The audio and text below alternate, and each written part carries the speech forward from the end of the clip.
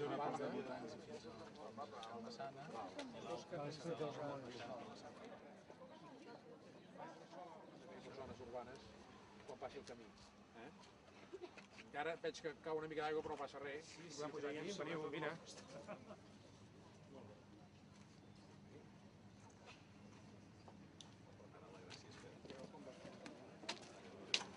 Doncs està bé aquest empalt. Per dalt és possible, per muntanya.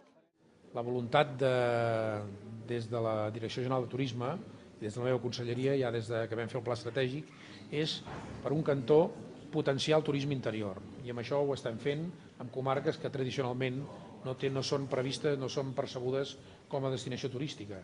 Avui mateix el tram que inaugurem passa pel Bages, per l'Anoia, per la Segarra, per l'Urgell, pel Pla de l'Urgell i pel Segrià, comarques que en principi no estan precisament en el top de destinacions turístiques. Amb això ho estem ajudant a considerar-les també turístiques amb important patrimoni a conèixer.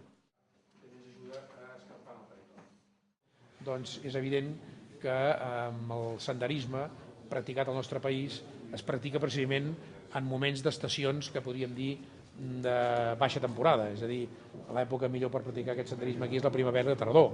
Per tant, estem ajudant també a desestacionalitzar el turisme a casa nostra.